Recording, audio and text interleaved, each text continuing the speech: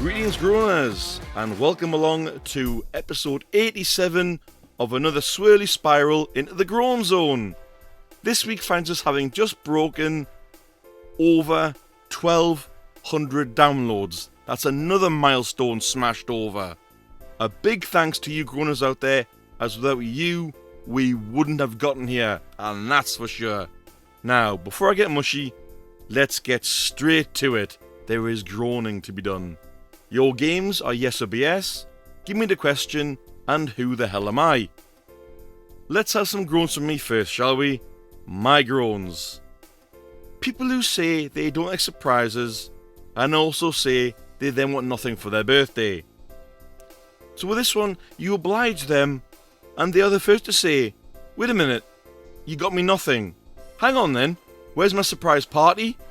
Begging your pardon, but am I supposed to be psychic and read your mind and know that in fact you do want a gift and do want a party? How about you stop being a lemon and just say exactly what you want instead of messing people about? Next groan. When you're doing something on your own and then suddenly a multitude of things happen at once, and then something like 4 people all require your attention at once, which throws you for a loop. Can life just slow down a second and let me deal with things one by one, rather than letting them queue up to all hit me all at once? I'm just one person, and I can't clone myself to deal with a multitude of problems in one go. Another going for when people are playing games on the radio and they get the question wrong.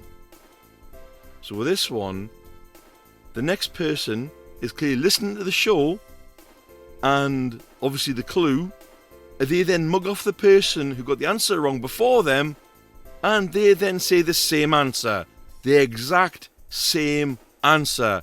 Were you not listening to the show when the previous guesses were being carried out? That's my bag of groans sorted for this week. The rest are locked away under lock and key until next week's show. I smell our first game sneaking upon us now with a form of yes or BS. Straight in there, I know the groan's playing along live already, and I know you're listening at home, groaner, so you must be ready. Round 1, the estimated swallowed earth round. Option A, it is estimated that the earth will become unlivable for most organisms in approximately 500 million years. Option B, the earth will be swallowed by the sun in approximately several billion years. Or option C, humans emit an estimated 4 billion excess tons of CO2. Go Groaners, give me your answers. You're playing along live, you're playing at home, you press pause, answer unpause. Oh, they're flying in. What we got? We have a massive showing for bees all across the board there. Any more? Someone's dropped in a couple of C's there, alright. And no more. Okay, moving on, round number 2. The float like a butterfly round. I know it's got nothing to do with Muhammad Ali. Option A, butterflies taste with their feet. B, butterflies are able to keep time due to cells in their antennae. Or option C, butterflies' eyes are also called convex eyes. Same as before, Groaners, you know what to do. Give me answers playing live, you're playing at home, press pause on pause after you give me your answer. Oh, we got splits, here we go. B's and C's right down the middle there. Okay, any more? Anybody else typing and playing live? Nope, got a couple more seconds. That's it. Round 3, the so remotely alone round. Sad round. Option A.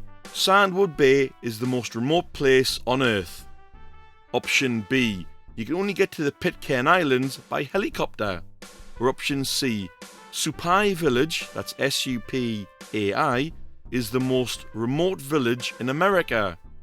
Go again, Groaners, playing live, answers now. Playing at home, pause, answer, unpause. C's, any more?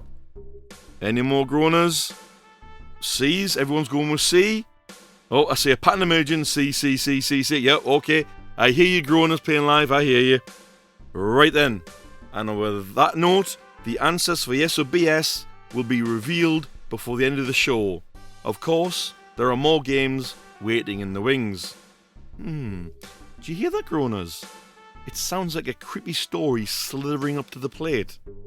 It's time for Admin Nicole's Creepy Corner. The story this week is called The Things Still Unknown. Coco wasn't sure by this point if it was even worth explaining her frustrations. A nearby alarm beeping distracted her enough anyway. While the old man and Viola were outside, she found a kitchen full of ingredients. Her powers naturally stemmed from baking after all. She didn't need to make things edible, she just needed to be able to bake something in order to infuse the right spell into it. She was also surprised the oven even worked, but this place was in a good condition given how abandoned it was. Ivy was in the next room after Prince Dread found her reading everything in the director's office. No doubt a lot of things she would have been better off never having to see. As Coco finished off her spells and left the cookies to cool down, hoping she didn't make them too explosive, she knew she had to confront the truth. In a way, they all did. They were all that was left of the town, and the issue with Valencia's soul was dealt with. She chose good when she sacrificed herself, so why is she still an issue? Unfortunately, before Coco could say anything, a small army of living soft toys began to charge towards them. It turned out the old man was right to worry. The blast that was released when Valencia merged with the darkness did in fact change those who were in the town and affected by a wish the old man granted. Rose was now able to create living toys in the same way as she was able to sew herself a new limb whenever she needed to. The boost in her powers seemed tied to her wish, and with Talia the only other one whose wish was granted, it would become a worry as to what she would be able to do now. This girl has become more of a danger than we need to deal with. She was a human, a tooth fairy, now we don't even know what she is, let alone what she's capable of. You said her soul was dealt with when she chose good over evil, so why are her wishes evolving? What even is she anymore? Coco asked. The old man tried to summon Kronos, but after the events of the town, he had refused to appear. Instead, Timmy once again came in his place. The old man told him to remind Kronos that he's not mad over what happened. He was always sure Kronos took these things harder than anyone. He needed to see the horrors of the world before they ever happened, and knowing he can't do a thing about it. The old man needed answers though. Why was death now after Valencia? Her soul was sorted, she merged with the darkness, and hasn't woken up since. So what are they dealing with now? I'm not supposed to say. I'm sorry, that's not our jurisdiction. She's always been like this though, I'm afraid. This form of hers was always meant to be. That's all I can say. If you wish to finally understand the truth, I suggest you find a Reaper. What she is goes much deeper than her soul after all, Timmy explained. Timmy disappeared soon after and struggled to look the old man in the eye, knowing their troubles weren't over yet. Coco wanted to say something, anything, but even she was speechless. Just then Ivy had come running in, warning them of something she found in a book that was hidden under the floorboards. A diary of sorts. When nature had to give everything it had in the Great War, many of the animals began to respond in kind. An unprecedented and extremely rapid form of evolution that caused them to fuse with nature itself to prepare to take over whatever was left. The diary was old. No doubt whoever ran this place was monitoring the situation while running this excuse of an asylum. On the shelves the old man saw a copy of his wife's book. The world's only biologist and botanist who came so close to getting a sample of the origin of life itself. The woman famously known by many as the Dawn of Life. She died before she could finalise everything though, and no one was ever able to come close to finishing her research. The ground shook violently out of nowhere, and a harsh scream came from outside, causing everyone to rush out. a giant earthworm had burst out of the ground, covered in vines, with flowers growing from its body. This must have been one of the evolved creatures that the diary mentioned. The old man had an idea, a risky one, but he believed in what his wife told him, and if his assumptions were correct, then he had no choice. The worm was aggressive and ready to attack, so the old man told Coco to trust him and head towards it. The worm was charging towards them, and the old man warned Crunch not to attack and told Coco to keep going towards the worm. All of a sudden, the worm stopped right in front of Coco. It even lowered its head and became instantly calm as it allowed her to pet him. Coco demanded answers from the old man. My wife Dawn told me nature was thriving, where the dead needed a crossover, which meant it was dying. She asked me to find its successor and protect it. That successor would become a new primordial force, like the darkness. I knew as soon as I came back. Your baby was chosen to become Mother Nature, the old man explained. Well written, Nicole, once again. I'm fully invested in these stories, and yet again another cliffhanger. More from Creepy Corner next week, Groaners. So now we've had our creepy, but now I've got to shake reality by its collar and its coattails and ask the age-old question of why oh why? Why do people do such stupid things? Some might say human nature or other things, but this one takes the cake. I read this week about some ditzy OnlyFans model who was so off her face on booze and by God whatever else she was having, she made the fabulous decision to lick an escalator handrail. This is both disgusting and can even be hazardous to one's health due to the wonderful amount of bacteria that live on it. Once she had sobered up and looked at the video, this legendary pinnacle of humanity stated, I should have just licked up the side. Why yes, because that would have been oh so much cleaner. Doing stupid things to risk your health? I've just got to ask, why oh why? Once again, we've asked the whys, but now one groaner out there like myself gets their time to shoot one groan out into the groan zone. Groaners, it's audience groan time. This week's groan comes in via a third-party verbal groan and also via email after a conversation on a bus. Groaner's name is Tia. Where? Somewhere in Durham on a bus. And she groans. If you're in traffic and it's not moving at all, and the car opens the door to stop the biker moving through the traffic. When you do the CBT test, you are taught to reduce congestion, so bikers are taught to filter through the traffic. It really irritates me, and they are jealous of bikers getting through traffic. Yes, I am a biker, riding on a bus. Cheers to you, good groan. But if you're a biker, why were you on the bus in the first place? Just kidding. Thanks again. If you'd like to throw us a groan, tell us your why or whys, an unlucky story, nominate a hero or zero of the week, give us your feedback or your ideas, you can do so using any one of the following. You can place a comment on any episode and it'll be reviewed. You can wing in an email to the groanzonepod@gmail.com. You can seek us out on Discord under the Groan Zone. You can find myself, that's Mystery Groaner, that's Mr. with an E on the end, or Nicole Amos on Facebook Messenger, and just contact us directly. You can even join us on Facebook groups under the Groan Zone podcast. Your contributions are as always welcome, Groaners. You help make the show what it is. Another game, anyone? Yeah, why not? Here comes Gimme the Question. Round 1. Your answer is La Rinconada. I'll spell that. LA space RINCONADA. Your questions are as follows. Option A. What is the name of a gold mine that sits near the southern areas of Mexico? Option B.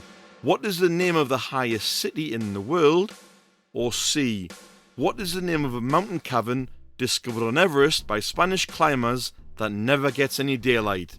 Fire them off, Groaners Playing Live. Give me your right questions. If you play on after the fact, here's where you pause, you answer, you unpause. What do we have, Groaners Playing Live? we have everyone's gone for C there. Okay, moving on, round number 2. Your answer is Longyearbyen. Your questions are as follows. Option A. What is the name of a small coal mining town in Norway? Option B. What is the name of a festive cake eaten at New Year by the people of Switzerland? Or option C. What is the phrase in Native African which means it has been a bad year? Same as before, groaners, give your answers playing along live, playing at home, you pause, you answer, you unpause. What we have? We've got a split again. We have A's and B's that have flown in there. I'm liking the splits on this episode, groaners. Round 3. Your answer is Tristan da Cunha. That's C-U-N-H-A for the last part. Your questions are as follows. Option A. What is the name of the person who invented surfing in the 1950s? Option B. What is the name of the French chef who first cooked snails? Or option C. What is the name of a group of South Atlantic volcanic islands? Fire them off, groaners. Playing live, what you got? Playing at home, pause, answer, unpause. We've got C's flying in. C's. Yep, they're flying in again. Everyone's sure on C. Okie doke. The answers for Gimme the Question will be revealed soon enough. Think you were lucky, do you, groaners? The next person wasn't so lucky. Calling out for Oh Unlucky! This week's Oh Unlucky goes out to the total Nimrod who thought it'd be hella fun to run into a baseball pitch in the USA recently. Not only that, he did a backflip, he was then chased and promptly tasered for his troubles. I hope you enjoyed your fame and you were now probably banned from attending baseball games at that stadium. You aren't just unlucky, you're also pretty stupid. Zipping along now, we have a hero couple of the week and also for all time. And following that, we also have a zero of the week. But we're going to flip it and get the zero done first. So this idiot went on a string of shoplifting and burglaries, and upon his arrest stated, once you pop, you cannot stop. In one burglary, he stole 17 tubes of Pringles. Sorry, that should be in one shoplifting spree. He stole 17 tubes of Pringles, hence his previous words. And of course, our wonderful legal system here in the UK gave him a year suspension of a sentence of 6 months in prison. Too soft. Now for the heroes of the week and forever. The Chris Lucas Trust are receiving an MBE in the King's Birthday Awards. So Chris Lucas's mum, sadly Chris Lucas is no longer with us. He passed away when he was younger. His mum and dad, after losing him so young and so many years ago, the Great North Bike Ride they started up has been recognised and achieved MBE status for both parents. I've done this ride twice at 60 coastal miles pretty much, and it's a hard slog, no matter if you're a professional or not professional, and I'm nowhere near a professional cyclist. I met Mrs. Lucas personally, both at the first event I attended and at her house, and she's an angel. I'm so pleased their services to rhabdomyosarcoma, which is a really tough childhood cancer treatment and research, has done so much for so many and has finally been recognised. Long may this charity function and keep doing the good work it does. And finally, we've got our last game for the week. It's Who the Hell Am I? Your clue? This cartoon dog from the 70s loves law enforcement. Also got lots of reruns in the 80s and 90s. The answer will come next week.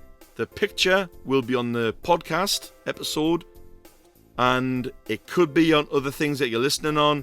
If you click on the episode, open the episode up, if the picture isn't there, come to the Podbean one and just open it up and see the picture.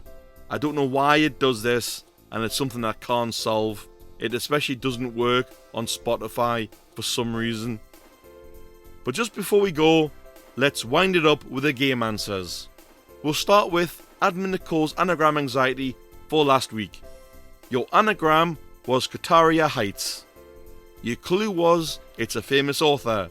Your answer was, of course, the great Agatha Christie. Nice work if you got it. I for sure did not. Give me the question answers now. Round 1. Your answer was La Rinconada. Your correct question was B. What is the name of the highest city in the world?